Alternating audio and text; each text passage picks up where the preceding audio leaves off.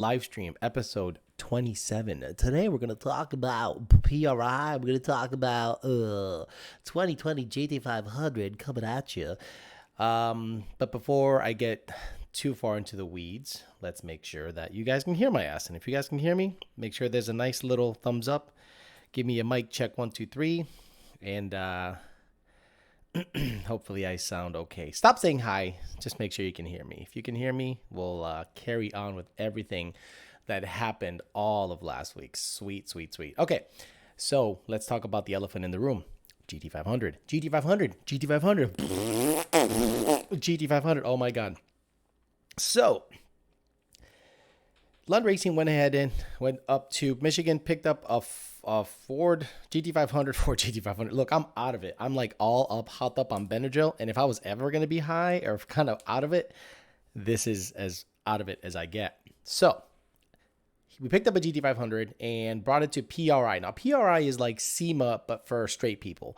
PRI is Performance Racing Industry Show. So what you see there is people, dyno manufacturers, CNC machines, hub dyno, chassis dyno, injectors, you name it. The who's who of the racing industry. So there's a lot of NASCAR shit, dirt car shit, sprint car shit, like just a lot of shit, just a bunch of stuff. So anyway, we brought the GT500 up and it was 25 degrees, 25 degrees.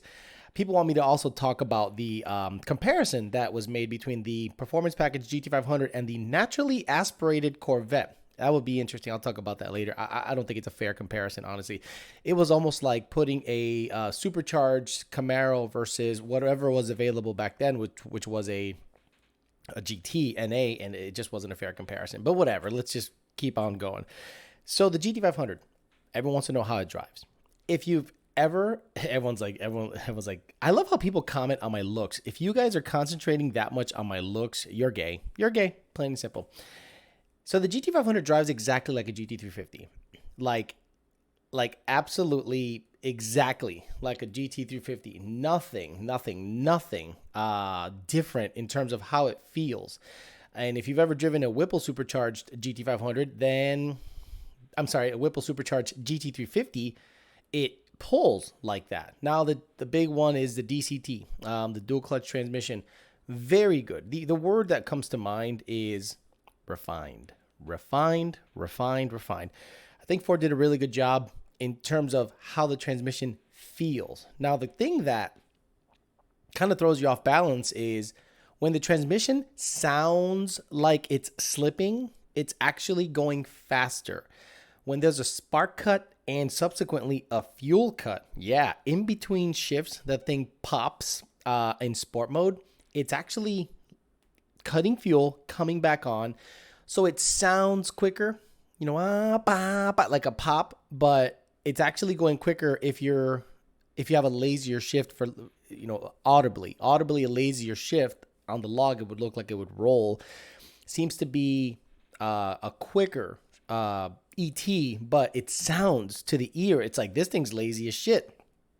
So a lot of people are going to go, I want the popping shifting in drag mode. And you're going to go, wait a minute, how come it didn't go any quicker in drag mode? Or what people do is bring it to the track in sport mode and wonder why it's not going quicker in sport mode, because it sounds like it's going quicker based on the shifting, as opposed to the drag mode where it kind of rolls off, like it doesn't pop into gear as much. We tried everything on the planet during our stay at PRI: drag mode, sport mode, manually shifting it, everything, and it seemed to be that sport mode felt the best, but drag mode didn't feel that great. But it's gonna be a quicker car in drag mode based on how it rolls. You know what I mean? People are saying I look good in that. What shit? I mean, look good in what shit? You guys are psycho. So anyway, after driving it a lot, I came to the conclusion that it pulls as good as like a 7. Obviously, that car it was 25 degrees the night we were out there hooning and we went on Facebook Live. So the car might have been a 700 wheel car back then. IATs were like 54. It was unreal. So a lot of people end up, saying, how's it feel? This and this and that. Immediate shifts. The moment you're grabbing the paddle, it's shifting, and it'll do it quickly. It'll go ba ba ba ba ba ba ba ba. It'll you can play with the tone of the transmission. The exhaust, it's very good sounding. It's throaty, it's deep, it's a bigger exhaust. In sport mode, it sounds perfect. Drag mode I don't know if drag mode is slightly louder, or maybe it's just a placebo effect, but I think it actually does sound like the GT350 muffler. But since it's a cross plane, I wonder if that's what's making it sound, throatier. But it has a 2 3/4, I think, diameter pipe. And those cats, dude, all you smelled when you went wide open throttle is catalytic converter. I mean, what fucking rotten egg. You go take a left, rotten egg. It's like, God damn, this thing smells like sulfur and nasty shit. So we didn't want to really wring it out all that much in stock trim, because we were like, this thing stinks. And if you guys data log before you start talking shit saying Lund Racing's running everything rich, this motherfucker from the factory is like 0.70 lambda, which is like 10-to-1 air fuel ratio, and it's probably to keep those catalytic converters on the cooler side. But I don't think that's gonna be successful. I think at the end of the day, you're gonna have to take those cats out of there, get some free flowing exhaust, aka, I'll say it, cat deletes. That's right. That should be your first mod if you get this GT500. Cat deletes. I'm telling you, this thing smells so bad like cat that I worry that a lot of people that are living in Mission States are going to race the shit out of this car, beat the shit. That kid Speed Phenom is out there beating the shit out of this car. And I pray to God his cats don't melt, because that will take everything with it. If the cats go to shit, everything goes to shit. You pop an engine. Trust me, been on a dyno while it happened. Saw a guy data log a Hellcat while the cats spit out. It's not a good time. So I hope his catalytic converter stay good, and I hope fueling stays good for a long time. Also, while data logging, that sucker was knocking. That's right, kids. The stock GT500 had knock sensor activity, bone stock. It had knock sensor activity. So when you start looking at data logs, you amateur data loggers, we're like, oh my God, it sees knock. Lund, do something about it. Motherfucker, it does a stock. It does a stock at part throttle. If you're kind of rolling into the throttle, it will knock. And we had good gas in it. As best as gas as we can get in the wintertime in Indianapolis. I mean, you're kind of fucked. You're kind of like, I'm not going to carry around a jug of MS-109 all the time. So it ended up actually performing pretty damn well. We couldn't do any crazy hooning. Streets were cold. But the hooning that we did do taught us a lot. Okay, the two-step. It actually has a legitimate two-step. It doesn't go bum, bum, bum, bum, bum, bum. No, it goes, it literally does that stupid, crazy sounding two-step, and you can adjust it about to 3,200 RPM. It'll only activate if you have your foot on the brake and on the gas in drag mode and launch control. I thought you could do it by holding the two paddles, but I'm sure that once the tuning gets into it, once the tuning gets in it, I'm sure everything will be super adjustable, because it has a lot of adjustable parameters, a lot of adjustability in how the car acts in terms of traction control, launch control, sport mode, how you want there's a little button that has a little snake on it, and the GT500 guys are going to be jizzing their dick, because they're going to jizz their balls, because they're going to go, oh my God, you hit the little snake button, which is like my mode, and then you configure everything how you want. So let's say you set up my mode to be race mode, drag mode, traction control off, or advanced track off, this and this and that. You could be rolling and then boop, hit that button, and it all reverts to that mode that you set up. And if you hold the left paddle down, it'll go down to the lowest possible gear. So if you're going 60 mile an hour, hold that sucker down. It'll go, and it'll be at 2,000 RPM, maybe 6,000. And then you let go. It's going to wonder what you want to do. You just floor it, and it'll just go up the gears nicely, and it'll do it for you, so you don't have to do much. So refined is the word that I really want to describe this DCT. Motor and everything, it's powerful. It doesn't pull super hard in stock trim, but if a lot of you haven't seen it yet, we already tuned it with the help of HP Tuners. And remember, guys, HP Tuners is a software company. So they allow access to the tune, and we tuners tune it. There was a lot of confusion about that when we actually posted up a Cam Lope tune, and people were like, I can't believe they're giving competitors access to the... HP Tuners is a software company, and they allow tuning access to the car. People like us and other tuners actually tune the vehicle, and we want to give them a big shout out for helping us get access, get in there. We were even able to raise the rev limiter today, so we were able to zing it way the fuck up there. So car's making real good power. We made a bunch of power. We made I think 691 bone stock, then like 713 with a tune, or 714 or something like that. Then we threw some octane booster at it. Then we installed some free flowing exhaust. And I'm not 100% sure on the number, but I think we're into past the mid 700s at the rear tire with pump gas and a little bit of additive. So we'll see. We'll see what we'll see where it ends up. We think there's a lot of meat left on the bone. We haven't played with cam timing yet. We haven't played with a lot of spark, ignition timing yet. But it's actually pretty stout for what it is, being well into the 700s, rear wheel with pump gas. I'm sure we're going to find some injectors, some E85. Supposedly it has some badass pumps in it. We're going to see what kind of power we can get out of it in E85 with bigger injector and go from there. Now, someone's like Venom mode. I'm not going to call it Venom mode. That sounds gay as fuck. So how did the car feel? Michael Nunn says, how did the car feel? Did it feel light? It did. I thought guilty as charged. I thought this thing was going to feel like a big fat fucking pig, ever bang a big bitch and you're just all over the road. You're trying to grab her ass, but the ass keeps going. And you're like, there is so much of this. This car was not like that. I think the power and the brakes made it feel super nimble. The 600 plus wheel and the massive, guys, the brakes are freaking huge. I do not know why you would want to pay an extra $10,000 for stripes and an extra, 20 something for the performance package, unless you want to bling out. But I'm sure the performance package is that much better, but I don't think you need it. It doesn't feel heavy. Now, one complaint, the hood. When I'm in the car, all you see is hood. All you see is hood. I'm used to my 2018 that has a very low hood line, and you can see a lot of the road. Like if you get in a 2018, you will see a lot of the road.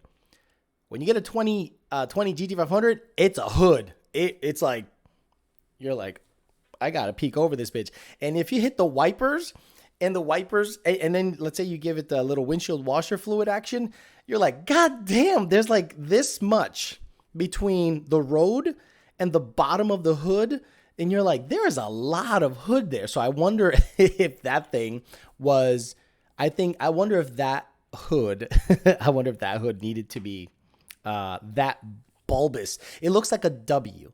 When you're driving the car and you look forward, you're looking at a W the whole time. You're like this. This is your view. Okay. The edge of the fenders and the middle of the hood. And you're like, I guess I got to get used to that. But look, it's not my car. I don't have $100,000 and it's going to perform. The car's badass. I'm just nitpicking it. The only thing I have to complain about that car is probably the hood. I'm not a big fan of the hood while you're driving it, but everything else is pretty legit. The seats have their non-performance package seats, and the seats are super comfy when they're not non-Recaros. And it has these two funky stripes that I don't understand why they put these stripes in the GT500, but I guess the color of the vehicle is in the center console. And I believe in one of the seats, like there's like these two like racing stripes or Le Mans stripes or whatever the fuck you want to call them. I don't know. Jury's still out on that. The center selector, the gear selector, or the whatever you want to call it, weird, but I guess it does its job. The nice thing is though, when you put your cup down to drink something, there's a ton of room. There is no shifter. It's almost like you're looking for something to rest your hand on, to grab on. So I think this is a great opportunity for MGW to make a knob that does nothing right next to the shift indicator. Just a knob to hold on to, just like a handle, because I think it needs something there because you're used to doing it. Someone actually paid $10, so let me get at the after. Hey, Alex, an 18 with a Whipple doing a return fuel system soon. What do you recommend to pulley down to? 6 rib, inch and 7/8 catless headers, 1050Xs, have a 3875 now, with a DW400 BAP E85 making about 800. I am never going to recommend you go E85 with a fucking BAP and a Deechworks 400. Sorry, bro. Not happening. I'm not playing that game. You got to get a return style fuel system. So I would do like a 3. I wouldn't pulley down that much. The 3.0 Whipple, the Gen 5, that thing with the quote unquote stock pulley, which is I think a 3.8 or a 4.0, depending on which one you order. I hate it when people say stock pulley. Well, you got to order the pulley you want. When you say stock, that doesn't mean anything to me. So you could go down through a 3.7, 3.6, but I wouldn't go ape shit, okay? Because you will quickly come up on 800 real horsepower, okay? Even with a 3.7 pulley, I believe, that thing's going to be making 12, 13 pounds on E85, depending on who's tuning it and how much timing they're throwing at it. That's going to be a lot of power, dude. That's going to be a lot of power. So I would see what the car makes with the current pulley on the 85. And if you're in the 700 range, you might be able to bump up a pulley size down or two, maybe no more than 13 PSI, 14. If it's an auto, you're going to need clutches real freaking soon. I wouldn't say, oh yeah, just throw a 3.5 on it or throw a 3.3. I'm a bit conservative when it comes to that stuff, especially on E85 because you can throw a lot of timing at it. So I wouldn't be super aggressive on the pulley size, period. Okay, what if you're 6'2"? Well, look, Junior is 6'6", and he fit in that car comfortably. I actually sit further back than Junior in the car because I'm Hispanic apparently, and I like to have a bit of a lean. Or I don't, my hand, I don't like being up on the wheel. Some people really like being up on the wheel. I don't like being way up on the wheel. So I think anyone that's like Michael Bibas, he's like 8 foot tall, and he fit in that car pretty good. So it's not a big car. Like you'll fit better in a Hellcat or a fucking Red Eye, anything that's a Challenger is going to be way more comfortable than this Mustang. Guaranteed. Zachary Smith says, thoughts on Edelbrock E4 Supercharger. Are you fucking on crack? Do you not watch my channel, Zachary? Do you not watch my channel? Really? You're asking a guy who owns an Edelbrock E4 in his Fairmont what I think about the Edelbrock. Come on. Whatever happened to that one guy from North Carolina that was having issues with his build? Did he get it sorted? I don't know what you're referencing to. OG08 GSR. Sorry, brother.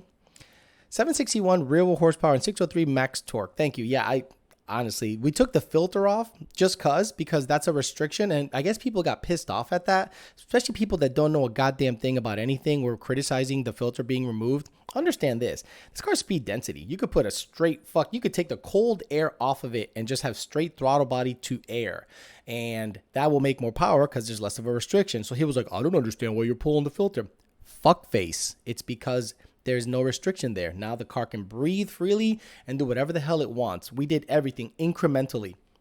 Stock tune, octane booster, cat deletes, and then took the filter off. And then we started throwing timing at it and play with the cam timing, which is yet to be seen. And then we're going to go to 85. We're going to have every single step of the way to know what to expect so that when a customer wants a tune, we know exactly what to expect out of that situation. Someone says how much boosting was added. I don't know how much octane was achieved roughly. Not a bunch because we don't just say, oh, there's a bunch of octane. Here's 25 degrees. We still cap it at a certain spark level that we're comfortable with. We don't say, oh, it's got all the boosting. Here's 23 degrees. No. That's just not how we operate. We are going to say we have octane. So let's just roll up on this guy in terms of timing, and we're not going to give up all the information. We're going to tell you enough to keep you happy, plain and simple. Sup, bitches, side wipers, what I miss? I love that. So Hellcat Red Eye versus GT500, who takes the crown? I haven't driven a Red Eye yet, but we have a customer, Richard Leto, I think. He's a customer that has like a 1100 horsepower auto swap GT500. And I'd love to take that car for a ride because when you floor it in stock trim in a GT500, it does not scare you. It feels okay. It feels like a 650 rear wheel horsepower Roush RS3. You know, it's like, okay, I got this. And I wonder if a Hellcat makes you go, oh shit. You know, I'm sorry, a Red Eye makes you go, oh wow, this thing pulls fucking hard. So I haven't driven one yet, so I won't be able to tell you that. Oh, man.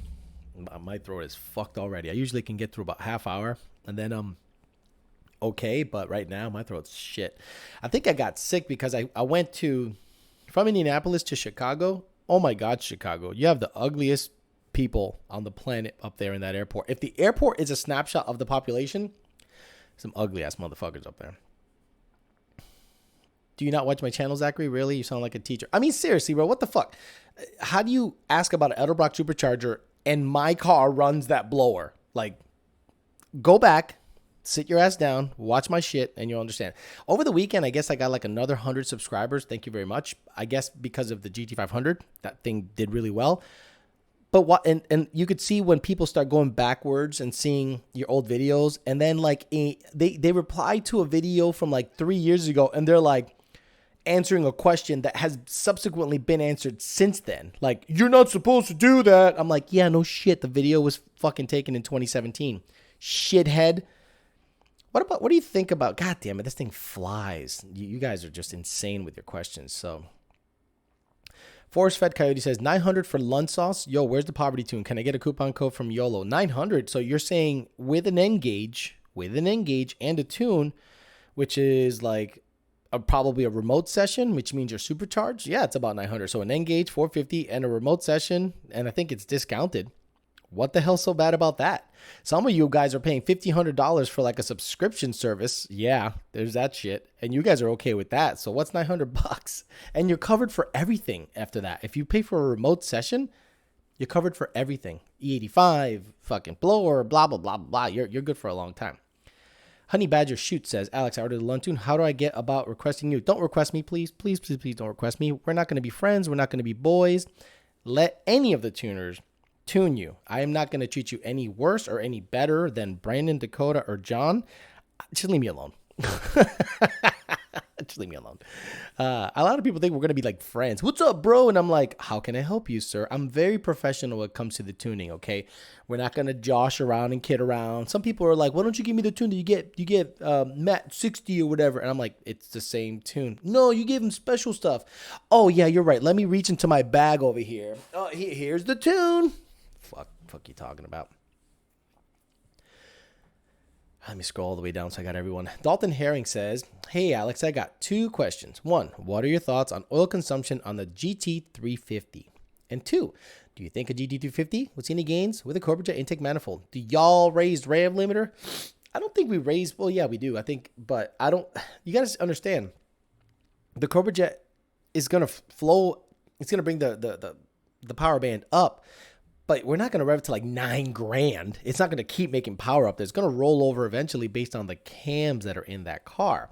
So it's going to be a combination of things. Intake manifold, runner length, cams. You know, the cams are probably going to peter out way before the manifold really, really starts huffing. So I think you're fine with the stock manifold. Has it made more power peak?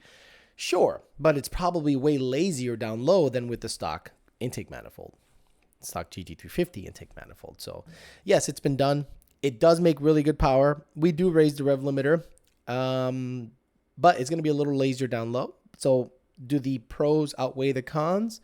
That's up to you. Now, in terms of oil consumption, I don't know where you guys are reading this stuff. Maybe you guys are on Mustang 6G too much. That's the worst fucking forum ever invented. I don't hear about oil consumption any more so than I hear about oil consumption on a Mustang GT.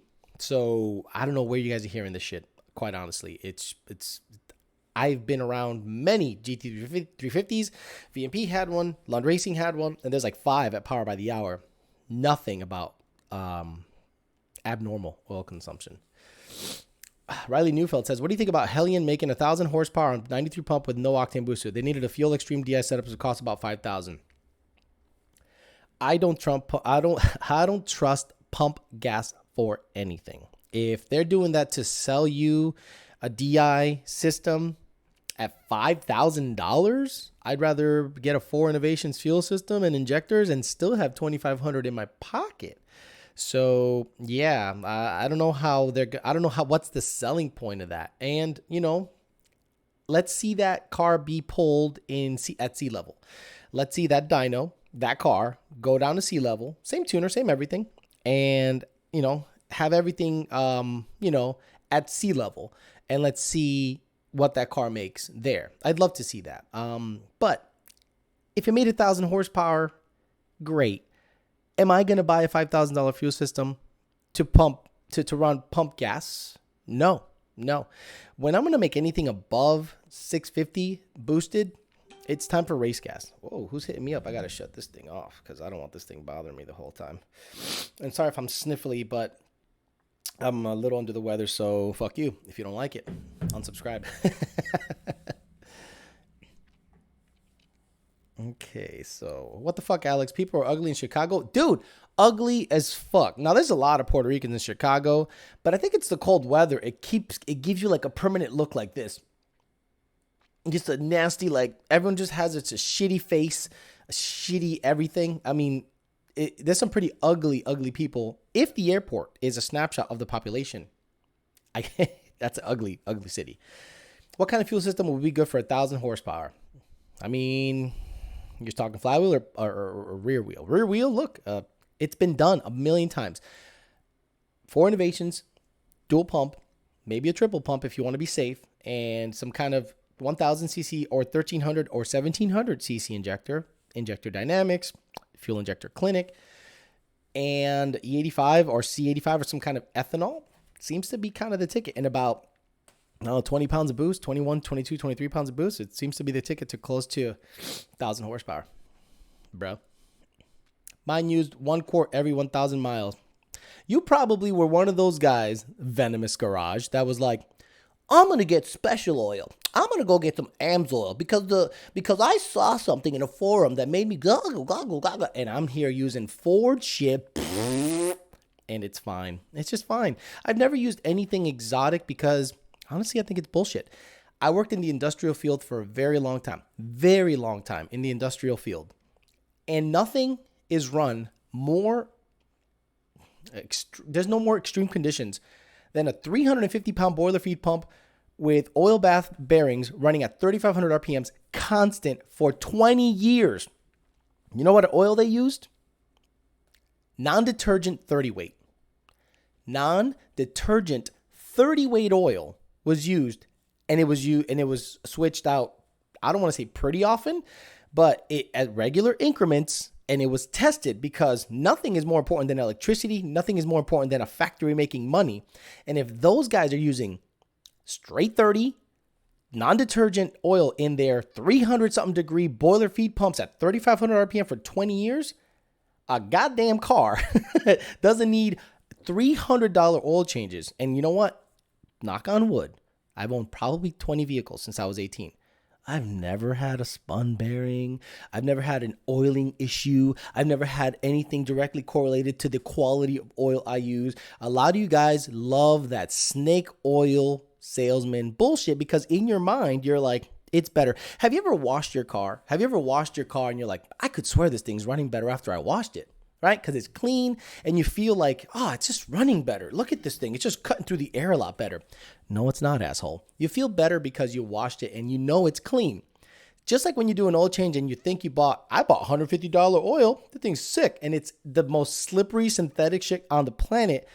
And you're putting it in a Ford, which is an American car built in a factory where they're just ka-chunk, ka-chunk, ka-chunk, ka-chunk, ka-chunk, just stamping out engines, no super tight specs. And you're surprised when it goes through a quart of oil every 1,000 miles. Fuck out of here. Sorry to bring some real shit to your lives, but it's all bullshit. But get a bunch of unsubscribers. Fuck you, Alex. You're saying all this truth. I hate you. Guys, there's no Santa Claus. There's no Santa Claus. How's that? There is no Santa Claus. John Quinto says, 2011 GT Illuminator, PAX 985, pulls timing on the 3-4 shift. Guess what? Mine does too. Could it be because of the winter blend E85 in New York only seeing 75% E? No. Something's going on with centrifugal setups where on the 1-2, 2-3 shift, the thing's fine, but on the 3-4, I don't know why. Maybe I don't know why. I wish I could just keep talking and it just comes to me. But my white car started doing that recently. So what I'm going to do is I'm going to put race gas in it. And I wonder if it's the bracketry. Honestly, I wonder if it's the bracketry. The 3-4 shift, you're going from a high RPM pushing a car through the breeze, through the wind, through the breeze. And when you're putting it in fourth, you're lugging it down. And I wonder if that bracketry goes, it does a little shimmy and it transferred that resonance back through the block. And the knock sensors pick it up as, oh, detonation, pull some timing. I don't know. I know that you're sticking out basically a very heavy, it is heavy. If you've ever lifted a blower, it's a very heavy blower spinning on a belt very far away from the front of the engine. On the front sheath, by the way, the front rib set up on the crank. So I wonder if on certain shifts in certain conditions, the thing's just not happy and the bracketry kind of flexes, or is just, there's some resonance that makes it unhappy. I'm not 100% sure, but my car does it, and I'm not going to track it down. I'm just going to shut off the knock sensor. Justin Johnson says, it's not just Chicago, it's the whole damn state. Okay, you could be right. It is Illinois. So, what's the thinking on the new cast iron Coyote? You must not. Hey, TT Minion Racing, what's up, brother? So, the cast iron Coyote, I looked at it, and I went, okay, cast iron, cool. And after talking to, after talking to Ford Racing, to Ford Racing, or Ford Performance, I don't think they know what the aftermarket is doing. And that's the nicest way I could put it. I think I don't think they have the finger on the pulse of what's happening in the aftermarket. So, sleeved Coyotes are pushing 2,000 horsepower, right? Sleeved stock block Coyotes have been 6s. Some are filled, some aren't, some are running the coolant different ways, but the aftermarket has already figured this out, in my opinion. So Ford Performance comes out with, a cast iron version. And I think their thinking was 1,500 horse, you don't have to sleeve it. Oh my God, you can bore it. Oh my God, you can bore it. Oh, sweet. So I can have a 5.6. Sick. Coyotes are making 13, 15, 16, 17, 18, 2,000 horsepower. So I didn't want to speak out of turn on this shit. I didn't want to talk a bunch of shit because I'm going to be honest with you. I don't know everything about this bullshit. So I talked to a racer, and my last video that I uploaded to YouTube was talking about this specifically. And this racer, who has been 660s, has the fastest modular door car. He says Detroit steel, meaning not a pro mod. Quickest and fastest modular door car, period. Says it's a great motor if the price point is about $2,000, $2,500. If it's any more than that, then he would opt to sleeve a Coyote. He said it's going to be 50 pounds heavier. And if the regular street car, according to him, street car is like 1,100, 1,200 wheel, wants that, fine. But if he wants a all-out max effort setup, that's not the block to get, according to him. So I didn't want to speak out of turn because a lot of guys out there are saying Alex doesn't know shit. He's not fast. So I asked the fastest, and he agrees with me. So there you go. Take that for what it's worth. Frank G says, Daily 17 GT, MT82, 23 Roush, TVS. What clutch do you recommend? Mantic. Again, you must not watch my channel. Mantic. Okay, Mantic, dual disc. I think it's called the 1000 or the 9000. I forget, but it's the Cerametallic dual disc. That's what I recommend. Oh, Alex, but it's $2,000. That's what I recommend. Period. Oh my God, no Santa. Ha ha ha, no Santa. Yeah, I mean, a lot of people with their AMSOIL shit. I mean, people were thinking about, remember the Ben Calamer transmission cocktail? Look, I love Ben Calamer. I'm wearing his shirt. I don't believe in that cocktail bullshit. I just don't believe it because I had 114,000 miles on my MT82. I never changed the fucking oil in that bitch. It was stock until the day it blew up, and it looked red as fuck. 8,000 RPM shifts. Till it broke. For the fugly people in Chicago, $10. Thank you, 03 Stang GT. Alex, how do you like how do you like to deal with the summer Florida heat? I was down there in last July sweating my balls off and showering 3 times a day. Nasty Nate, are you a big guy? Nasty Nate, are you over 250 pounds? Nasty Nate, when I go out there, I'm not wearing jeans in the summer. I'm not wearing, well, okay, before I go too far, Nasty Nate, SVT, when you say Florida, where were you? Orlando's not Florida. Orlando's Orlando. Orlando's Puerto Rico. So that's a different type of heat. I am in South Florida between Port St. Lucie and Boca. That to me is Florida. When I think of Florida, I think of palm trees, yachts, bitches, and Lambos. And there is none of that in Orlando or north of Port St. Lucie. So it depends on what you define as Florida as. But if you're a big guy and you're wearing jeans and you got a fucking tucked in shirt, you're going to sweat. The Florida heat, what you do is you wear light shit. You wear this, you wear some gym pants, and you go out in flip-flops, and you don't sweat. You don't sweat. You don't sweat. As long as you're not a big guy, you're not sweating your balls off. Manny Hernandez says, hey, Alex, did the ticking ever come back after using Motorcraft 530 synthetic blend on your 19 GT? I never had a tick in the 19 GT. I never had a tick in the 19 GT. The 18 GT tick-tacked, did all the shit on the planet, and I got rid of that motherfucker and got the 19 GT, and to this day, no engine noise. None at all. Zero. Nasty Nate says Tampa. Okay, I'm sorry, that's not Florida. That's Ohio Junior, because everyone in the Tampa area is Ohio people. Timmy Anders in the house. Quick NA 15 fucking right-hand drive car. It's like a 1060 car, I think, down in Australia. Very, very good. Orlando's the only place to live. Orlando is only place to live unless you're in the cartel South Florida for criminals. Orlando sucks. Orlando is garbage. I love you guys. Orlando is Mickey Mouse. Mickey fucking Mouse is everywhere. Mickey Mouse is holding a cash for gold sign. Mickey Mouse is in the pawn shop. Mickey Mouse is part of like there's like a part of like some light poles that's shaped like Mickey Mouse, and it's full of, wait for it, Puerto Ricans. That's right. Puerto Ricans. And I know my people better than anyone. I'm not going to go to Orlando. If I'm going to go to Orlando, it's to maybe, go to the parks, and then I'm out of there. I'm out of there. Fuck Orlando. Someone says, I'm in Tampa, Florida today, and I can't handle the humidity. Yes, I'm a fat fuck. There you go. Stop being a fat fuck, and your fat folds won't sweat, and you won't be uncomfortable. Just look, you got to, like, if you're fat, you're hot everywhere, not just in Florida. Stop it. Miami all the way. Now, Miami is not for everybody. Miami is gorgeous in certain spots and terrifying, absolutely terrifying in other spots. If you go to there's an art district area, and I forget what it's called. God damn it. I forget what it's called. But Little Haiti's right around the corner. So while you're like, oh, this art is so nice, and look at all this, and you're getting shot and raped. Raped, and you're getting shot at, raped at while you're looking at art at the same time. Isn't it Wynwood or something like that? Wynwood.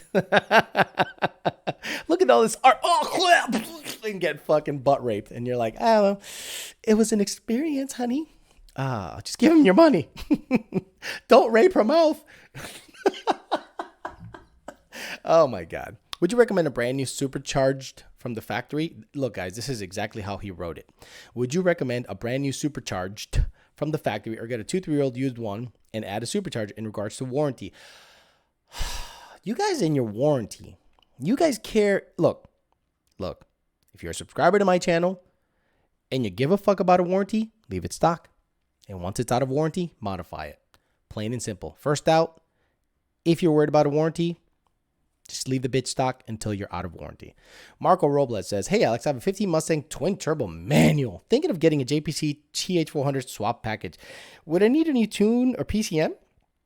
What else is needed? Believe it or not, Marco, I think you'll be okay with the stock tune, because the car it's a manually shifted transmission. So all you need to know is maybe we need to shut off the gear ratio anticipation so that the downshift, to the upshift rev matching is disabled, because now you're manually shifting, an automatic, for lack of a better word. And there's my shit again. But I think that the calibration doesn't have to change that much. You should be able to start and drive the car. It's looking for a clutch, so you got to figure that out, how you turn the car on when you're looking for a clutch pedal to start it. But I don't think that the calibration has to change all that much. Someone said San Antonio is better than Austin. I believe that. San Antonio to me looks nice and clean and a little bit family oriented. Austin looks to me like California Central. It is starting to be full of bums. Every time you see art and progressivism, you're going to see bums and, tolerance. Oh, they're just homeless. They're just homeless. They just had a tough break. Meanwhile, they're shitting. Where you could be eating. Okay, where I grew up in Massachusetts, it was a town called Northampton, Massachusetts. Some nice schools, super progressive people, full of lesbians, and not the cute lesbians, the fat dykey ones with purple hair. That town had some of the best restaurants in the area. So when I would, take someone out, the thing that would suck the most is if you want to sit outside and enjoy the whatever, there's going to be a bum begging for food right at your table or someone shitting not too far away. And the smell of piss is always in the air in these progressive left-leaning cities. And that's what Austin is becoming. Everyone's like, keep Austin weird. Yeah, I mean, okay, keep Austin weird, but it's going to be liberal real fast. If there was going to be a liberal city in Texas, Austin's going to be it. Wynwood. Rolando Salvo says, Wynwood. Bickert? Did you mean Brickell? I know the Brickell area well. I dated someone in the Brickell area. Very nice area. Not much to do unless you drink and eat. And I eat, but not that much. And I don't drink. So Brickell to me was like touristy. Very kind of high end, very pretty. But I'm more of a wide open and then be able to access the city type than to live in the shit. You know what I mean?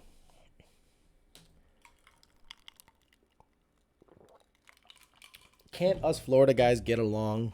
Gio says. At least we're not up north no more. Florida is funny. Orlando is in the middle of nowhere, right? If it wasn't for Orlando, what would be around you? Like St. Cloud, Eustis.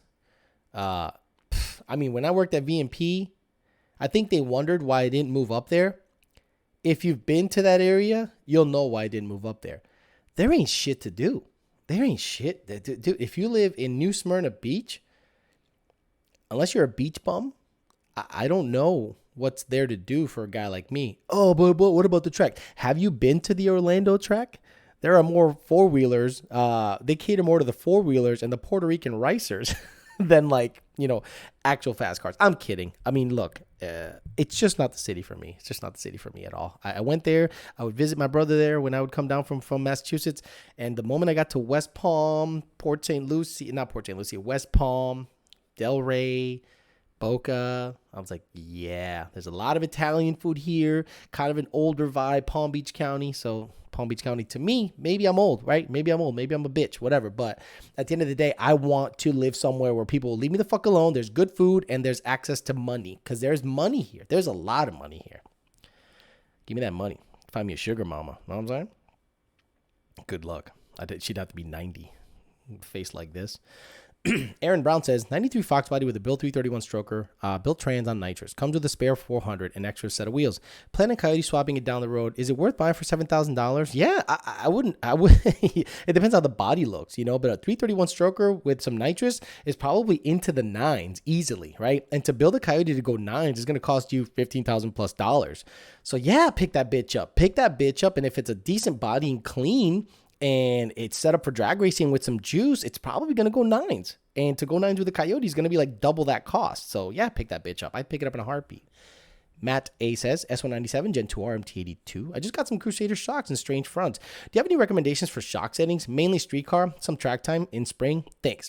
So on a solid axle car, I like compression being slightly higher than rebound. So 10 compression, rebound 8 in the back. You could play with like 11.9 or like a 2 or 3 click split. It could be, 10.9, 9.7, compression, rebound in the front. You want the car to come up and stay up. That's right. So you put the rebound at low numbers, like 1 or 2, and then compression, meaning slow the rate of it, the nose coming down. So I'm sorry. So let me see. Yeah. Rebound 0, compression high so that it doesn't come down. So low rebound, high compression in the front. What oil pump gears and crank sprockets do you recommend on a 19 GT 800 horsepower? TSS, MMR if they still make them. That's it. Don't ask me about anybody else. Plain and simple. That's what I recommend. If you don't like my recommendation, unsubscribe. I love saying unsubscribe because honestly, I have the freedom of saying, get the fuck out of here if you don't like it. Like, if you don't like what's going on here, get out. Others are saying, please subscribe and hit the like button and hit the bell. Fuck you. Austin is like the San Francisco of Texas, still a proud Longhorn. Yeah, look, I know Austin, people used to talk about how Austin was nice, but it's slowly becoming California. You'll see it doesn't hit you until it's already too late. You're like, and it's California. Water pump gears, Austin is like that. Okay, I got that. He don't like Terminators. I don't dislike Terminators. I just don't care. I just don't care about the Terminator. It just, that whole 96 to 2004, forget it. I'm not a big fan, except for the Celine S351. That bitch was bad. Fuck Austin. It turned into a liberal cesspool of pussies from California. There you go. That was from You Love Here, apostrophe. Or exclamation point. Austin has been liberal for a while. Michael Nunn says, there's no Santa Claus. Exactly. JP Stang says, Alejandro Flores, you going to switch to 85 yet? And since you don't recommend pump gas. I don't recommend pump gas in 1,000 horsepower applications, JP Stang. My car's making like 720 and it seems to be pretty good. And I want to keep that car as tame as possible, because if the moment I start going 85, it's going to be a 900 horsepower car, and now it sucks. It's actually close to sucking right now because it's actually making a little bit too much power to be able to do some like really spirited driving. You can get out of control pretty quickly if you're not careful. Built for Speed says, Helix, do you know if a Boss 302 cams will fit on my Gen 2 motor? No, because the Gen 1 cams are parked in a different position. So the phaser and the cam itself is parked in a different spot. So you cannot interchange Gen 1 cams with Gen 2 control packs. And you shouldn't put Gen 2 cams in a Gen 1 control pack or a Gen 1 motor. So don't switch cams. Let's say you get Boss cams and put them in a 15. They're not going to be right. And you can't put a set of 15 cams in a Boss and have it be right. Bumps have completely taken over Seattle, Washington. It's Seattle. It's fucking Seattle. TSS Old Pump Gears, thank you. Alejandro Flores, Bandy asked, Alejandro Flores, I need some newbie help from you. I'm looking to Whipple supercharge my 19 GT, but I live in an emissions compliant state. Would a tune from Lund make it not emissions compliant? If you are worried about emissions, because this is that subject that you just have to gloss over, I believe the Whipple supercharger kit with their tune has a CARB EO number. So you buy a supercharger from them and you get a tune from them, and it should be emissions compliant, right? Right. Now, the tunes we make are not like emissions dirty, but we leave everything on as long as you leave everything on. You know what I mean? Like, if you have all the emissions on your shit, keep it on your shit. We're going to tune it as if it has all the emissions shit on that shit. We don't make dirty tunes, for lack of a better word. For lack of a better word, and at the end of the day, those are the two things I say all the time. Denny Pad says, what's up? David Jimenez says, I live in Austin. It's bad now with all the crackheads. Yep. And meth and heroin. That's next. Heroin. I grew up in Springfield, Massachusetts, and that was the heroin capital of the Northeast for a long time. Look up a 60 Minutes story on it, and it was like the cheapest place to get heroin anywhere. Protect the Second Amendment. Cool story. But also learn to fight. A lot of guys out there that are gun guys are big fat slobs. Learn to fight too. Because if they take that gun from you, they're just going to beat the shit out of you with your gun. So learn to fight.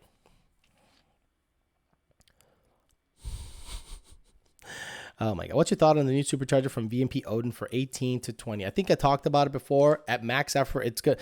I think at the end of the day, whatever you want the supercharger to look like under your hood is what you should get. Because I think all of them have the ability or the potential of making the exact same horsepower.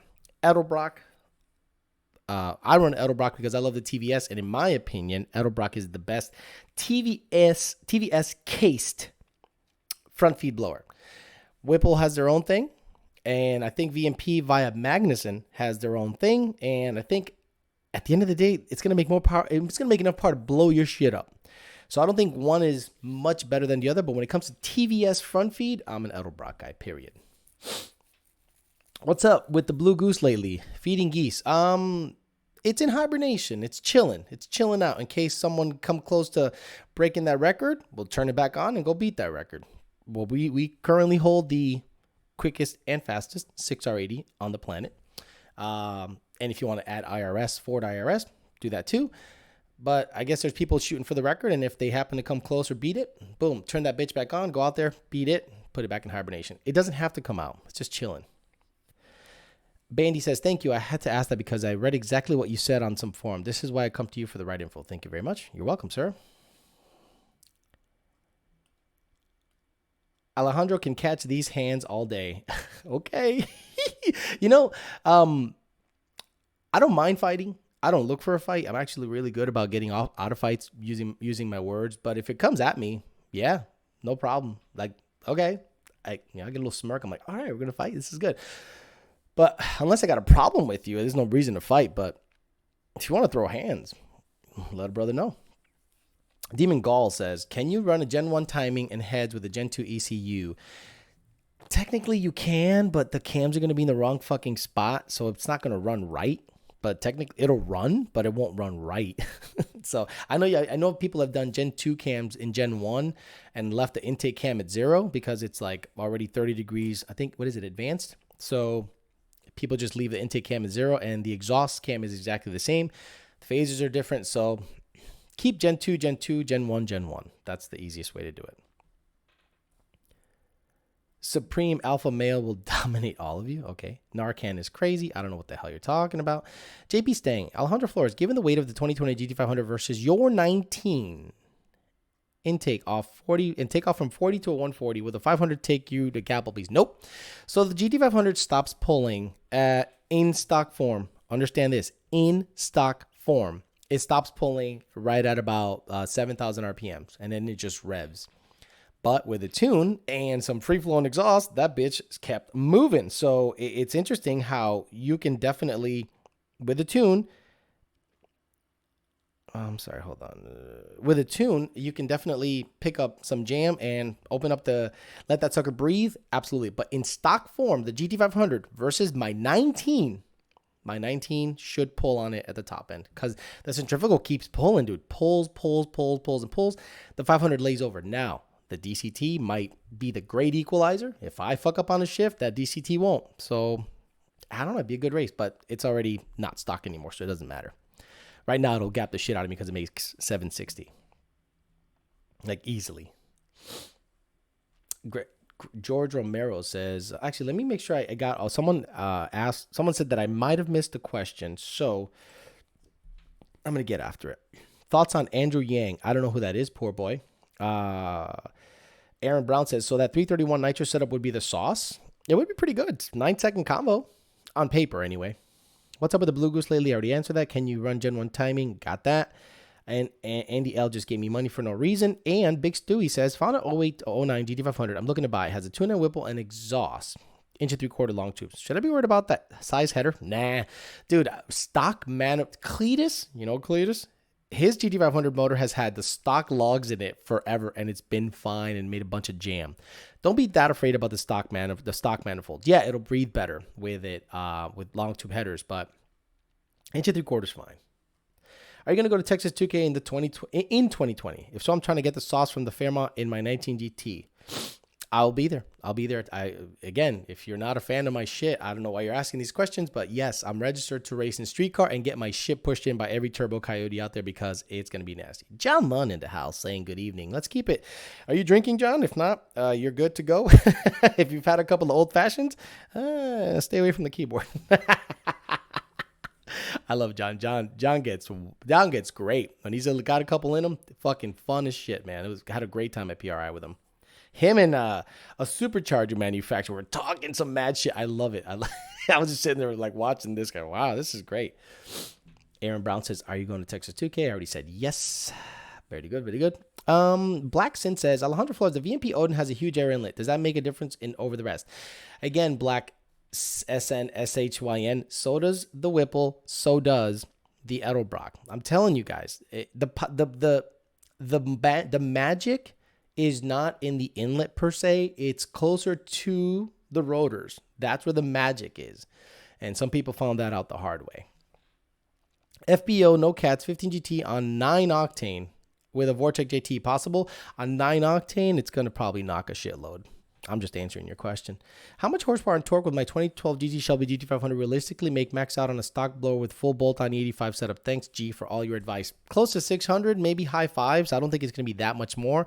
High fives, maybe a low 6, but that's like super max effort. Any good PRI stories? There was some shitty YouTubers going around and trying to be funny, but they weren't. I did talk to Cletus. Cletus actually was like, "Hey, Alex." I'm like, "Hey," and I didn't really want to bug him because he had, he was a big dude. He's fucking. What are you doing? Freaking John. Thank you, John. God damn it. Now Brandon's gonna see that. He's like, "Hey, John, where's my $50?" But thank you. I appreciate that. That comment's gonna be up there for a while. Cletus came up to me and John and Junior and said, "Hey, you guys should go to a Cletus and Cars," which he holds in Bradenton and in Houston, which blows my mind that he does that shit all the time. And we were like, well, we don't really have, what are we going to do burnouts? I mean, and he does have a test and tune session, but I'm the only one that's in Florida. So I guess I can come up, but honestly, I'm not going to bring the Fairmont to Bradenton. Why? Bradenton are Nazis when it comes to safety equipment. That's right. You safety snitches, you rat fuck safety snitches are going to be out there. Alex doesn't have a cage. He doesn't have an 850 legal cage. You shouldn't let him run. Did you see? He has optic armor. That's, it's crazy. Someone was talking about a fat chick story. So I don't have a fat chick story. The last, so I left you guys hanging last week and I want to apologize for that. About a dating story. So about, I'm not going to say timeline, but I had an opportunity to meet somebody, and we had gotten off on the wrong foot. John Lund says, John donates because John believes. Look at him go. Awesome. He said, so I met this girl. Look, I'm going to be honest with you guys. I don't go out. I don't party. I don't drink. I don't do anything. So unless I meet you at the gym or at a store or at Publix or some kind of shopping, I'm probably not going to meet any girls. So I did meet some girl online dating. And she was, I guess I go for tall, white chicks with light hair and light eyes. I'm just like drawn to them. So we ended up talking, and she was Polish. She was Polish. I loved her accent. I was like, wow, this is great. She was with it. She was nice and everything. So you know what you do? You end up showing each other's pictures and everything, and then they want to see your Facebook. Now my Facebook, I forget the shit I post up there. I literally forget what's up there. So I must have put up a meme about a month prior that said, guys are letting girls with asses like these break their hearts, meaning it was a picture of 3 girls with the flattest asses on the planet. I had totally forgotten. I posted that up there. Bandy, yeah, Bumble's pretty legit. Tinder is just like girls trying to ask for Cash App to pay for their weed. And Bumble's probably the better one, but it's also becoming clickbait bullshit. Not clickbait, but what do you call it? Catfish bullshit. But anyway, this girl was like, I cannot believe you demean women in your Facebook post. And I was like, what are you talking about? Like, what? I was like, what are you talking about? She goes, you are demeaning women and you're just like a piece of shit. And I cannot believe that you would demean women like that. And I was like, excuse me? I was so freaking lost. And then I finally went to the post, and it's like, that meme of, guys are letting women with asses like these break their hearts. And I thought it was hilarious because the asses were so flat. And it's true. If you got a girl with a flat ass like that and you're lusting after a girl with a flat ass like that, look like she got crushed by a press. Yeah, you're all fucked up. So it made me think, wait a minute, maybe she has a flat ass. So now that it's over between us in terms of seeking out any kind of, no, I did not send her dick pics. No, I don't send dick pics, man. Come on, get out of here. Ball pics, though. All ball. I gave her the chicken heart. You know what the chicken heart is? It's when you stick your balls out your zipper, just your balls, and you send them that. That's the chicken heart. So anyway, she ended up, kind of like saying you're a piece of shit, whatever. And I said, why? Do you have a flat ass? Like, are you offended because you have a flat ass? Because now I'm being a dick, right? Now I'm being a fucking dick. Oh, do you have a flat ass? And she's like, I do not have a flat ass. I have a very beautiful figure. I said, really? Really? I bet you're flat as fuck. I bet you're steamrolled ass. They called you steamrolled. And I'm like, I just went in, because I'm like, it's over. So why not have some fun? But sure enough, you know what she did? She sent me a picture. And it was from the waist down.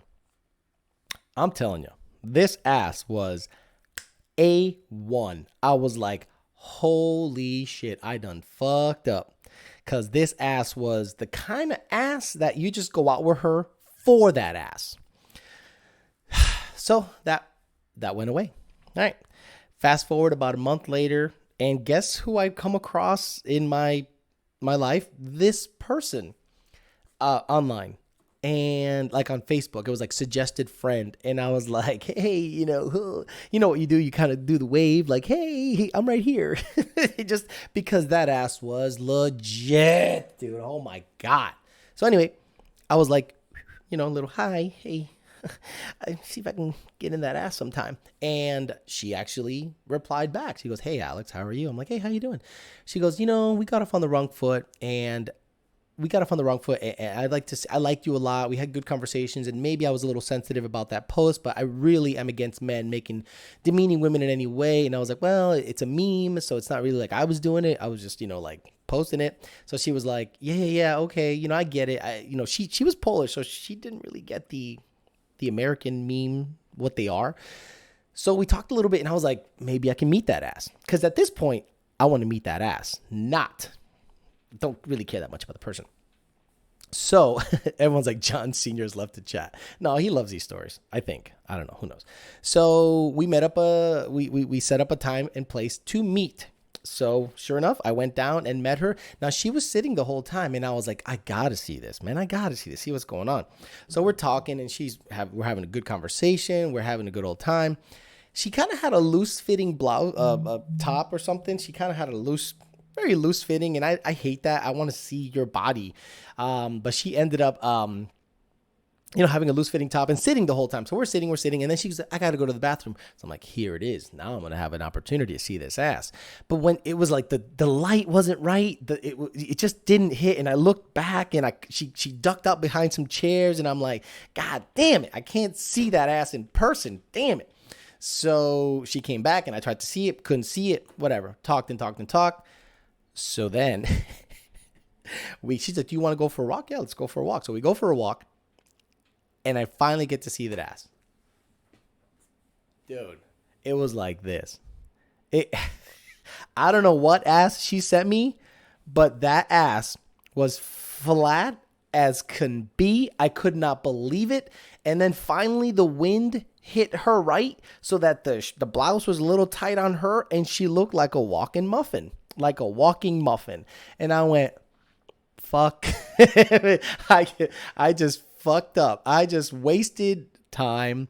She obviously sent me a picture of someone else's ass. So then I started, in that picture, there was a tattoo. The girl was heavily tattooed in that picture that she sent me. So I just try to ask her, hey, do you have any tattoos? She goes, no. Why do you ask? And I went, yeah, you sent me the picture of the wrong ass. You sent me the picture.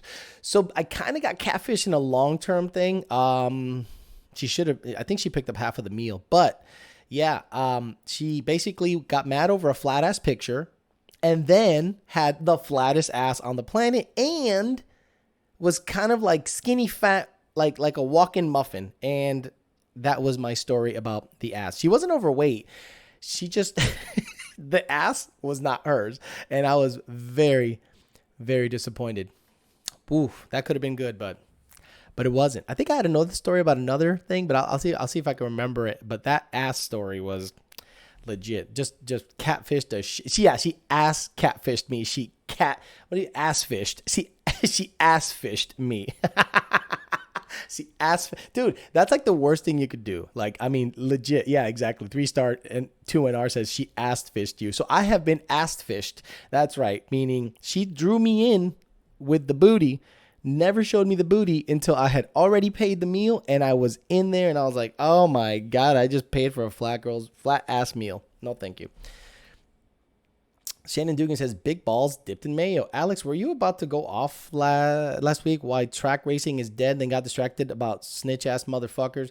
Continue about why street racing is better. See, that's the problem, right? If I start talking about street racing being better, people will think I am condoning street racing. Street racing is more fun. Look, guys, no offense. Street racing is way more fun. You know that. You know that. When you go out with your buddies and you're all rolling deep. Some poor boy put up pictures of that mushroom. That's what she looked like. The other way. I'm telling you, when you go to the track, it's a lot of fun and it's good because, bro, she planned that shit. She might have planned that shit, but I'm telling you, if you went through the conversations, she was like digging it. She was like digging us and everything. And I was just like trying to put on the vibe and shit. And I'm telling you, it just didn't. Once she got up and I saw that flat ass, I'm like, I'm good. And the funny thing is, I walked down a couple of blocks after seeing the ass. I was just like, fuck it. I'm already this far in. Maybe I can get this bitch all sucked, but it didn't happen either. Yeah, exactly. So anyway, I ended up talking about track stuff. Now, look, what's more fun? If you're driving around and you come across some dude who has a pretty quick car and you race him and you get that adrenaline rush, or getting the car to the track, trailering it, taking the trailer off, bringing it up to the staging lanes, paying to go to the track, getting the car teched in, all that stuff. I think the track racing is a necessary evil. I'd almost rather do rentals than like a test and tune because the prep sometimes is not that great. The only time you get killer prep is at a big event like World Cup, Texas 2K. That's the only stuff that I would want to go to have some fun. But it's becoming more of a chore to go drag racing at a track when you can just go out for a cruise, especially where I live, Palm Beach County, and you can come across at any point a Lambo, a McLaren, a Mercedes, some AMG, a Camaro, some swapped LS junk, and have a good old time. I guess you can't beat that kind of street racing, in my opinion. Yeah, fat chicks.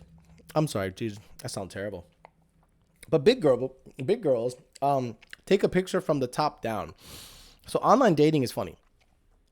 If you see girls take picture from this angle, top down, meaning the phone would be like this, they're hiding everything. They're hiding the chin, the belly, and everything, which is fine. I'd rather just say, look, show me everything up front so that I know what's going on. Okay.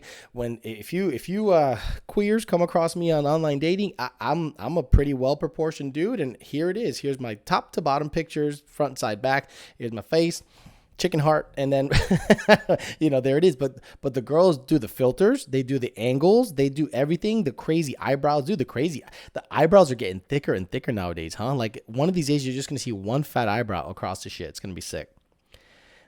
Roll racing is for cucks. So elite geeks, I think roll racing, unfortunately, is a necessary evil.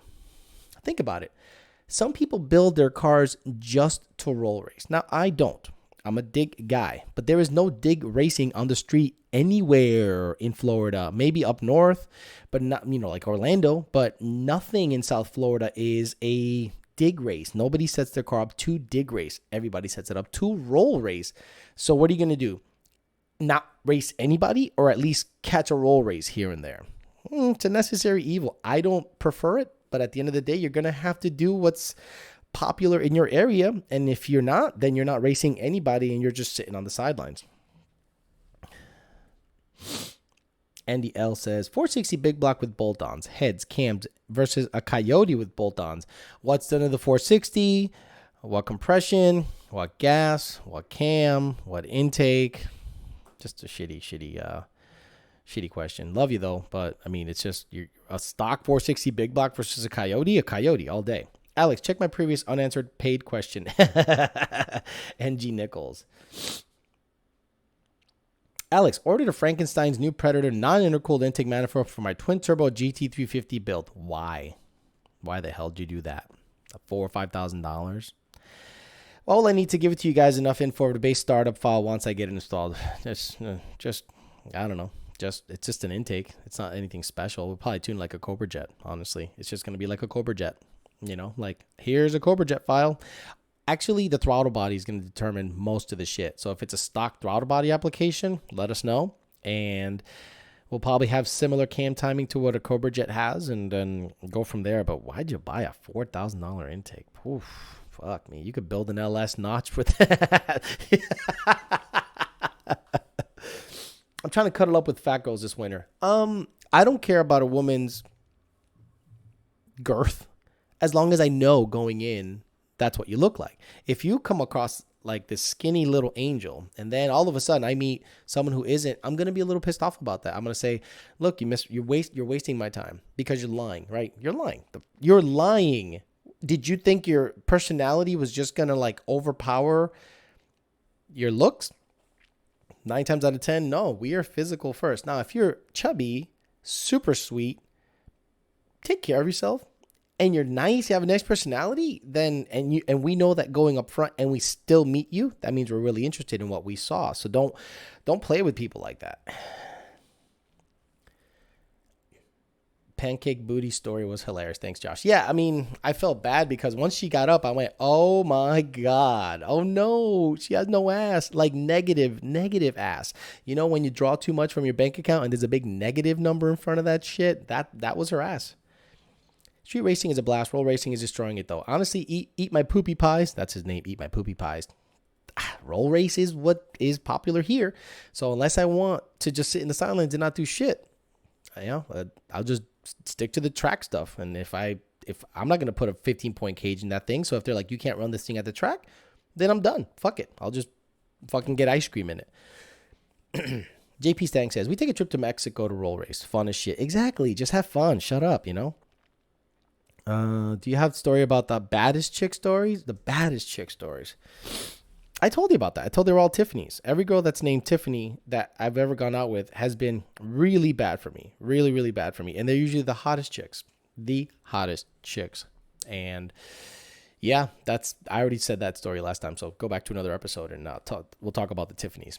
Just your average security says, Motor Trend posted track times against the C8 base GT500 versus a C8 base versus the GT500 base. The GT500 was a second faster. What do you think of it? I think that's pretty good for the C8 Corvette. It is lighter, but it is underpowered by about, according to what we know, 250 horsepower. You know, 690 to the wheel versus 4 something, high 4s. So it's severely, out of power, basically, versus the GT500, but it is lighter too. So, okay, what's a proper comparison? Give the Corvette another 100 horse. Not another 250 horse. Give the Corvette another 100 horse. Maybe like a I don't know. The Z06 is going to be ridiculous. The Z06 is going to wipe the mat with everything, I think. The Z06 or the ZR1 even. See, that's the thing with Corvette. The problem with the Corvette is they have so many models, right? We have the GT, GT350, and the GT500. So does that mean that the GT goes up against the base? That'll get destroyed. And does that mean the GT350 goes up against the Z06? The Z06 will destroy it. And does that mean the GT500 goes up against the ZR1? I mean, come on. They need to sell magazines. So they're just doing something to make you sell magazines or make them sell magazines. A hell with the vet in the turns, Alex. Great. And then get the Corvette getting into the turn with another 100 horse. We're probably gotten into the turn and out of the turn better than the GT500. So look, I'm a fucking Ford fan, but I'm also a realist. Okay, the GT500 is up 250 horsepower or so based on the dyno numbers that we got out of it. So, I mean, it should be quicker. Can I be competitive in Texas 2K with a Nitrous 331? No. No. You will be probably the slowest car there. No offense. You'll probably be the slowest car there. 700 horsepower, full bolt on, no cats. 15 GT, 91 octane with Vortic JT possible. 91 octane is going to be your variable. So I make 700. That'll tell you everything you need to know. But I don't know. It's going to be tough. It's going to be tough to get that number based on the available octane. Diddy LX50. Alex, stock throttle body, GT350 or Ford Racing 90mm on a Holly Race manifold making 1300. Either. Honestly, the stock throttle body has made 1300 already in many applications. A lot of people like the stock throttle body. I don't think there's that much to be gained. 90 versus a GT350. So if you want the tuner to be happy, ask your tuner. But if you're going to ask me, stock throttle body's fine. You cannot compare a base C8 to a GT500. Dumb. Towed my car. I don't know if it's dumb. It's what's available to them, right? Because that's what's available. The Z06 is not available. The ZR1 is not available. The GT500 is. The C8 is. They need to sell magazines, dude. Magazines are fucking dying. They need to sell magazines, so they're going to put it up against it. Chevy versus Ford rivalry. Ford comes out on top. And it's like, okay, it's up 250 horsepower or so. It's heavier, yes. The Corvette is lighter, yes. It's making a shit ton of power. So the GT500 is pretty balanced. But are we going to put a Z06 versus a GT500? And then are we going to say it's unfair? Are we going to put a ZR1 versus a GT500 and then say it was unfair? Are we? Mustang and Corvette should never be compared. Camaros and Mustangs should be. Exactly. The Corvette to me is completely different. Completely different. Mid-engine, rear drive, or rear engine, rear drive, whatever you want to call it. Mid-engine, rear drive. It's not the competitor. The Camaro is. And the Camaro has been dead for the last couple of years in comparison to the Mustang. So they have to compare it to the Corvette. But I don't think this comparison, not only is it not fair, it's kind of dumb. It's kind of dumb because you're telling me a base C8 Vet held up with a 690 rear wheel horsepower Mustang that has massive brakes, turns really well, and basically is a GT350 with a blower. I think that votes pretty well for the Corvette, honestly. I know. You're going to, you're too crazy, Alex. Fuck you. Unsubscribe if you don't like my opinion. The transmission will tell us how much power the GT500 will survive. I wonder when the clutches will start slipping in the GT500. That'll be interesting. Because eventually that's what kills. That's like the next thing that goes, right? Once you, like in a Roush TVS car, you make 800, clutch goes. So GT500, you put power to it, clutch goes. So I wonder how it's gonna go with the GT500. Alex, when are y'all gonna sponsor my 9340 Econoline Coyote swap? Shut up. Camaro's dying. Worst breakup. Davian Williams. Boy, you got my attention with that.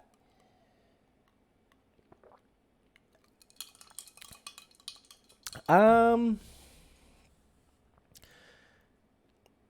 guess the last breakup I was involved in, I'm saying long-term relationship. I was in a 5-year relationship, and at the end of the day, I think that the thing that they wanted more so than a good relationship was a kid, right? They wanted a kid more than a good guy. That's what I think happened.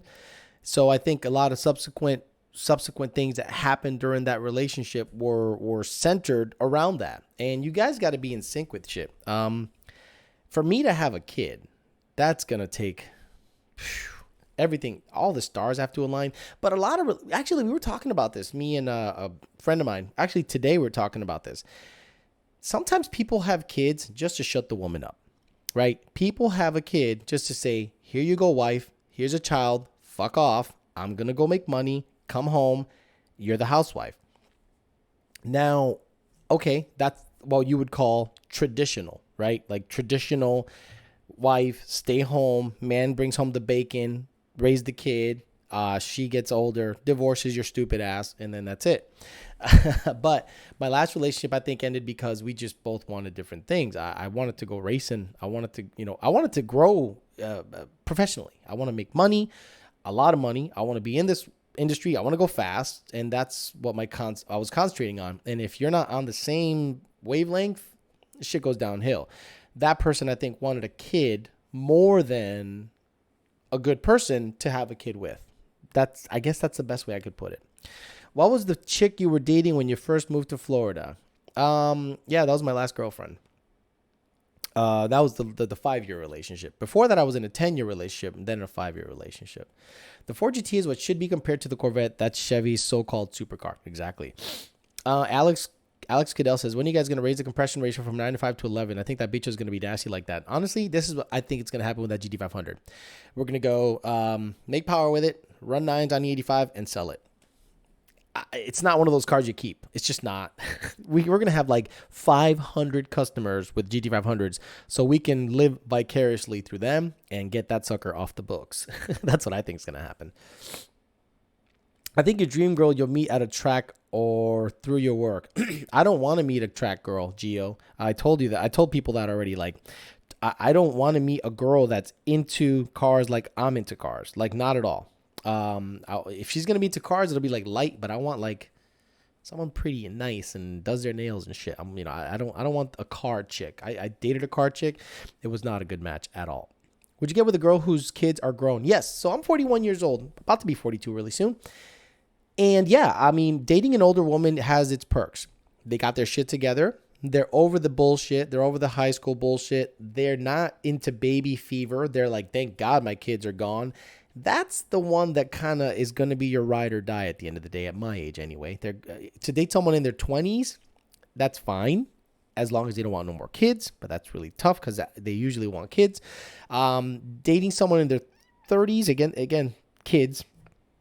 There's a maturity level that just is not there. But a grown-ass woman that has their kids 10, 11, 12, 13 or older, no problem. Easy. Nice. Super compatible. They usually have really busy lives, so they're not going to put up with any bullshit either. They want to know that you're in it for the right reasons. So that's probably, at the end of the day, what I'll end up with. Alexander Cadell says, can I buy it when you guys are done with it? Dude, there's already a buyer. Trust me. That bitch is already gone. Trust me. YouTube corrupt anti-free speech liberal company said you had a story of a girl you dated, a big girl that ate so much you were going to go broke feeding her. Thank you. Okay, another dating story. And I'm sorry if you guys want car shit, but I owe you guys some dating stories. I, for whatever reason, am exactly what African-American women like. I found this out recently. I don't know why. I have no idea why, but I am exactly what a lot of African, aka black girls, I just don't like saying black girls, it sounds weird, but African-American women want in a man. They go, oh my God. And I'm like, okay, whatever. So I've never really dated anyone except Hispanic or a white. That's it. But this one girl that hit me up on one of those sites, I was like, oh my God, she was like, it's hard to describe. She was tall. She was like 5'9", 5'10", and there was a lot of her. Not a fat girl. I know Errol DeSanto, you want car stuff? You're going to have to fucking wait. Plain and simple. It's my shit. So she wasn't a fat girl. There was like Serena Williams. I mean, she was prettier than Serena Williams, but there was a lot of her, a lot of ass, a lot of tit, a lot of leg, a lot of everything. I was like, wow. So I met up with her and she was super attractive and looked really good. And she was wearing some super tight stuff. And I'm like, oh my God, like this is going to be a whole bunch of fun. Holy shit. So we go to this place called Flanagan's, and a lot of the Florida locals are probably going to laugh their ass off. Like, what, you give her rib rolls? But honestly, I just wanted somewhere to have something quick and we could talk. And she was all about it. She was absolutely all about it. Bandy, she was banging, dude. Like, huge. Everything was big about her. Just thin waist, big butt. Just, I was wowed. I was wowed. But forget all that shit. Yeah, she was thick. I guess you would call her thick. I can't even think of someone that you could compare her to, but she was thick as fuck. And I was like, I am going to have a hell of a time reining this shit in. But I was like, is there going to be enough bitch on for this girl? But check this out. So we're sitting down and we're just hanging out. And she orders, she goes, what's good here? You know, what's good here? I said, well, they got pretty banging salad. She goes, I don't need no salad. I'm a woman. I want food. I was like, all right, you know, that's going to be good. So she ordered, she did order salad, but it was one of those salads that had like macaroni salad and chicken. It was a massive salad. So this should have been the first thing that, someone's laughing already about Flanagan's. This should have been the first thing that kind of threw me off about her. So she ordered sweet tea. So she goes, can I get a sweet tea? All right. So sweet tea. Now, if you know the sweet tea at Flanagan's, it's on the sweeter side. So, you know, she got some sweet tea and she goes, I need something sweet. I need it crunchy. This ain't sweet. I'm from Georgia. So, okay. That girl put not one, not two, not four, 5 packets of Sweet and Low, guys. If you know how Sweet and Low makes something, 5 packets of it, because there was only 5, mixed it in, took a sip. She goes, put the other 5 Splenda in, bam. And I'm like, this girl's going to die of a diabetic shock right now. Sip that. She said, it's still not sweet. And then she had all the sugars, the regular sugars in there. And she goes, this ain't no sweet tea. And I was blown. I'm like, you're going to die. You're going to die, right? You're going to, I had like the insulin ready. I'm like, I'm going to pump it in her when she dies. So she drinks that, gets another one, and asks for more sweeteners. And I was like, oh my God, I'm going to die. So the salad comes and she polishes the salad. It takes me a long time to eat that salad. She polished the one on Southern and Dixie. Yes, Lewis, the one on Southern and Dixie, right by the gas station, where Donald Trump's house is. So we're out there and she's eating everything. She fucking polished off this salad in 5 minutes. Guys, you know how big a pasta Caesar is from Flanagan's. Look up a pasta Caesar on Flanagan's. Go right now. Go on their website. Look up a pasta Caesar. It is massive with blackened chicken. It was huge. She fucked it up. Boom, boom, boom. 2 sweet teas. Boom, boom. And a chocolate cake. I went, oh my God.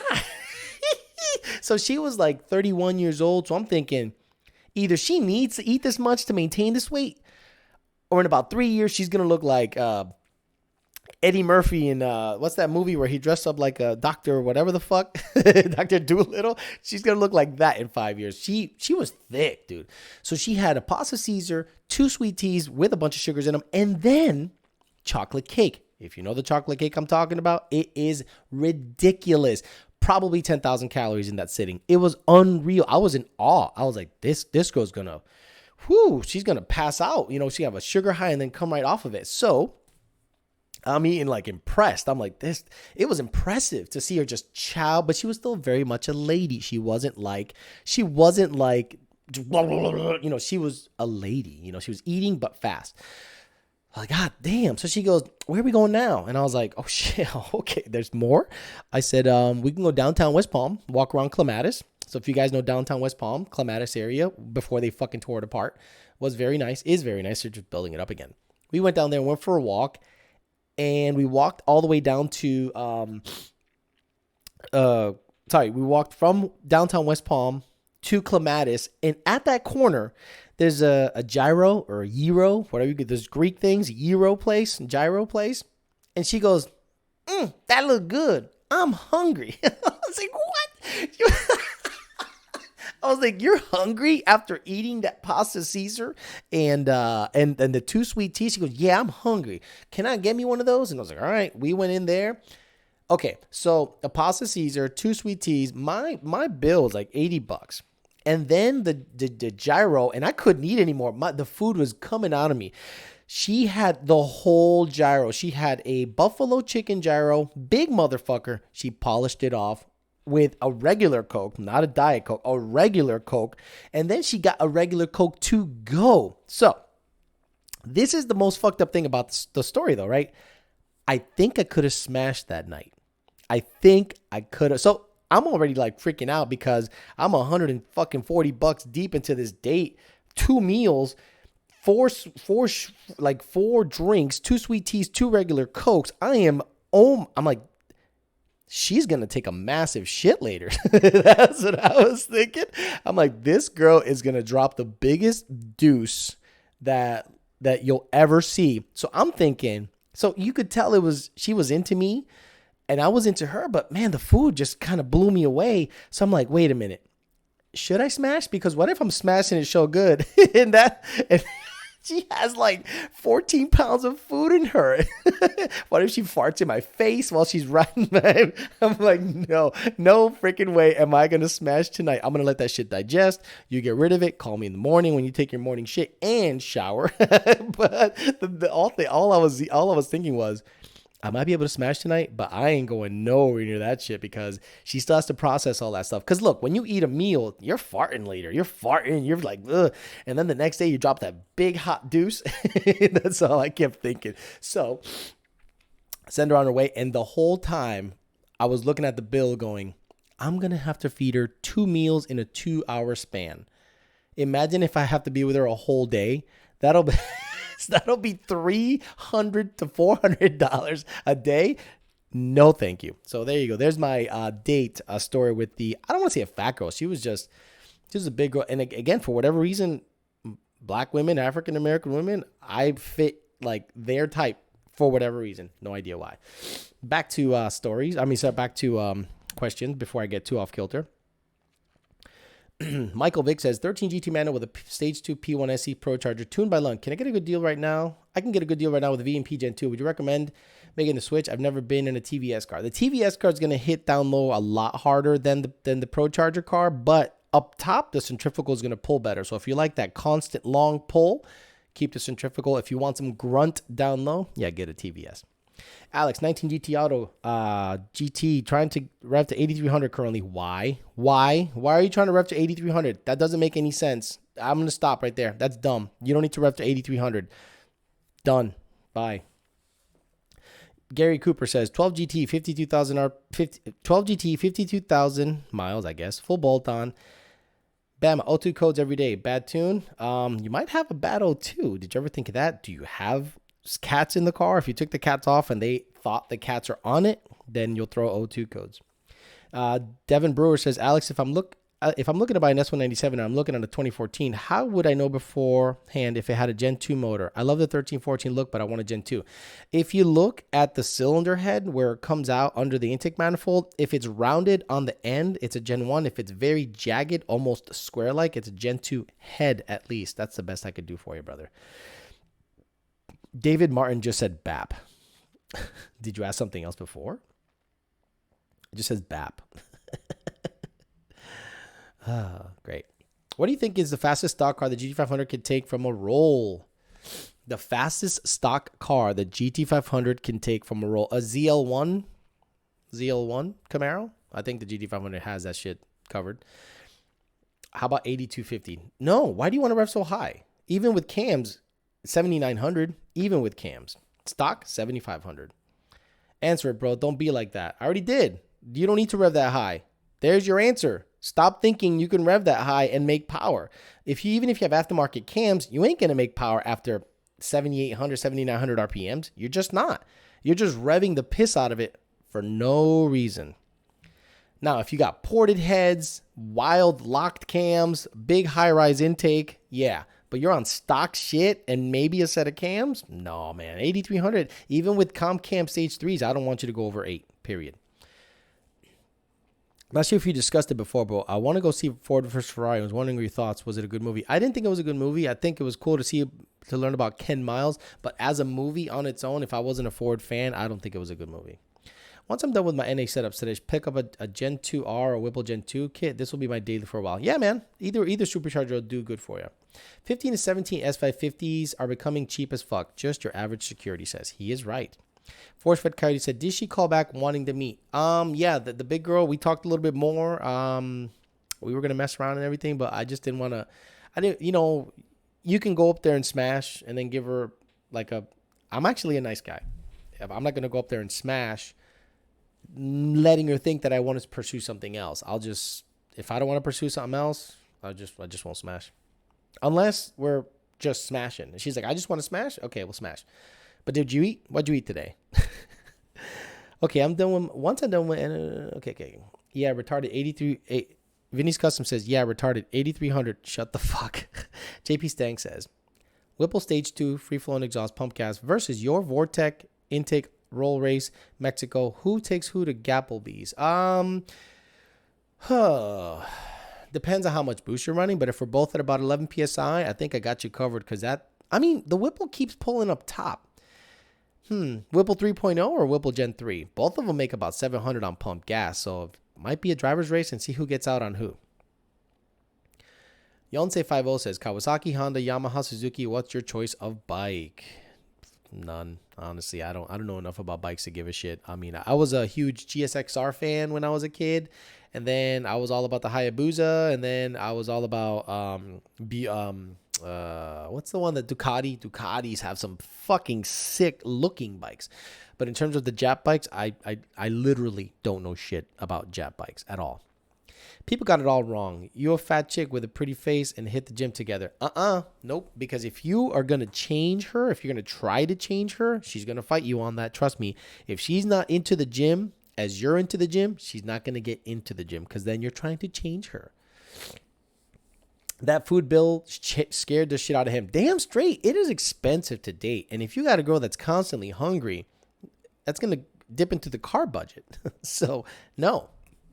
GT500 versus Red Eye, that would be a good race. I think that would be a good race. And depending on how well the Red Eye can put it down, it's automatic. It might be a good race. We'd have to set that up. That'd be sick.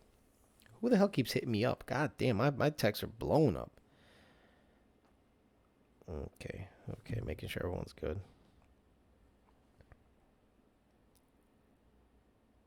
Hey John, let's share Lisbon. Oh my God, everyone hitting us up about trying to get stories on the GT500. Look, we're keeping that. There's no reason to shout that shit out. Lund Racing has its own channels, and I'm sure they'll be fine. But I guess people are hitting us up nonstop about the GT500. Like every magazine article, they want to jump on. Man, come on, man, come on. We're gonna keep that shit to ourselves. Cobra Trick says, Alex, why you can't read every comment that's posted? You should be able to. My ass. Dude, it's so tough. It's flying. It's very difficult. VMP Twin 68, worth switching from a Twin 67? I've never heard of a Twin 68. If they're making a Twin 68, I don't know why you would pick that over a 67 or a 69. It's literally 1 millimeter. Doesn't make sense. PO300 code on Coyote Whipple, killing me. Okay, so it's probably a random misfire code. So did you do a crank relearn or you literally have a misfire you have to chase down? The Red Eye with 305s all around would be legit. Exactly. That thick girl. I can literally hear his girl's arteries clogging from here in Iowa. Shannon Dugan says. Bandy says, I feel like the feeler for relationships is how much they see you're trying to spend on food. Yeah, for them. For me is how often do they communicate with you? If they don't communicate with you pretty often, to me, I guess I'm a little high maintenance that way. That means they're not interested. So my interest goes away. I was like, what did it dyno? Really? Really? You're asking what the GT500 and Lund Racing dynoed? Go to the Lund Racing site on Facebook and you'll see everything there, even video. Any thoughts on the DCT after some firsthand experience? Very well refined. You know what's funny about the DCT? When you're in driving around the city, you do not feel a shift. All you see is the needle drop. It goes, wah. It does not feel, when you're in a 6 or 80 car, it goes, woo. You feel a back and forth. And the 10 or 80 is way worse. Fuck the 10 or 80. Like, every fucking second, you're fucking shifting. The DCT, you do not feel a shift. It literally just drops the needle and you do not feel a gear to gear transition in your body. Wide open throttle, yes, it'll fucking go sideways and kick you sideways. But part throttle, super smooth. So are the downshifts. No undulation, very, very smooth transition. Who in the hell is constantly texting me? This is unreal. I'm getting like an insane amount of texts. Here we go. Okay, sorry. Alejandro, not at all. Communication is key. If they don't say much to me, I'm gonna lose interest in me unless I'm really trying to tap that ass. Exactly. Look, I'm one of those guys that I need communication. If you're not hitting me up, you feed me up once a day, or when you're like at 7:30 at night, what are you doing? I'm like, fuck this. Understand this. I am talking to multiple women. Understand this. You're not the only one. Understand this. Stand out. Make yourself known. Come after me, just as I'm coming after you. Stand out from the crowd, and I'll pay attention to you. But I am not just dating one at a time. That's not how I roll. I select from a pool. Whoever's the winner out of that, I go out and date with. Or I go out on a date with and pursue them and see where it goes. But I don't just stick to one, see where it goes, and then move on. No, hell no. Come on. Can you tune the cast iron Coyote block? Never drove a 10R. Sounds funny. 10Rs drive like shit. 10Rs drive like shit. Stock. Whoa, don't have a 10R80 seizure. Chelsea Clinton or Oprah? Chelsea Clinton, because I don't want to die. How about that speed phenomenon kid raping the YouTube views like a boss? I guess he is. Luckily, they're not mine because I don't give two shits about that kid. Are cams worth the money? Depends how much money you think is worth the money, because is 20 horsepower worth over $2,000 after installation and cams? It's up to you. Fuck the 10R80. You can hear 18 people crying. Exactly. The 10R80 shifts like garbage stock. Boom, boom, boom, boom, boom. I mean, you're in 6th gear before you. It's just dumb. And then that's why that guy David Van Norris goes 840 with a turbo 400 with 3 gears. And people go, wait a minute, I thought more gears were better. Then people are launching in 2nd gear, going fast with 10R80s. Wait a minute, why even have the 1st gear? Come on. Cams on a Ford are tough sell for me. I get it. Will the DCT hold power? It all depends on what the clutch is going to do, honestly. The gears will hold it. Will the clutch? Who knows? That's yet to. I'd like to see how strong the clutches are going to be in the 10R80. I'm sorry, 10R80. The DCT Tremec. Any thoughts on running stock cats at 10 psi, running Edelbrock, BAP, and Deechworks 95s on 93? They're fine as long as cat over temp protection is enabled. What stall do you recommend on an 18 Edelbrock Stage 2 for Sabino Guzman? I know Circle D has a converter for the 18. I think it's only one converter. I don't think they have like a variety of converters yet, but I'd call Circle D about that, honestly. They might have a variety of converters coming out, 2C, 3C, 4C, whatever the hell, but they'll be better. Look, I called them. I said, I'm going to have a TVS on it. It's going to make 900 wheel. Boom, they got me a converter, and it's been perfect. John Byfield says, twin turbo with the factory blower on the 2020 GT500. Well, that's fucking stupid. So Sawyer Porter says, screw, marry, and kill one. Lady eats a lot, flat ass, and kayak girl. Oh, Sawyer, I love you. Screw, marry, and kill one. So F, marry, kill. So fuck, marry, kill. I would kill flat ass,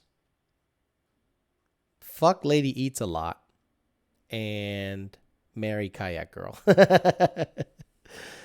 The gears are for fuel mileage. Yeah, exactly. But it drives like absolute asshole.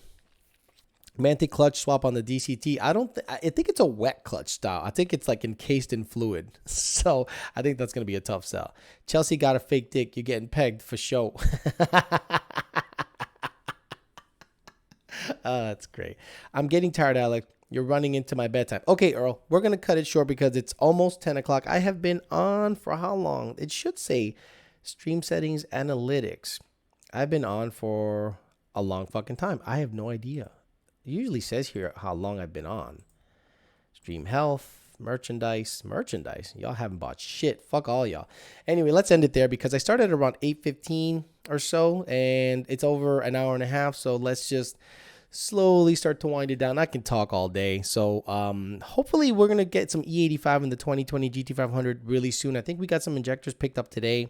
We have plenty of E85 up in Lund Racing HQ. So we're going to go, yeah, just your average security says DCT is wet. So the wet clutch setup.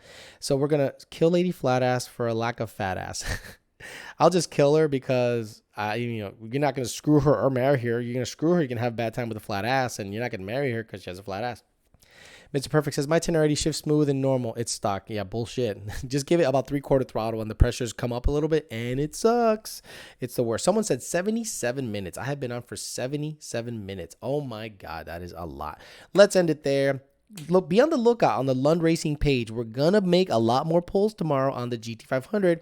See how much we can get out of it. Max effort, ID 1050Xs and E85, I think, are up next. We've done most of the testing on pumped gas, and I think that's over.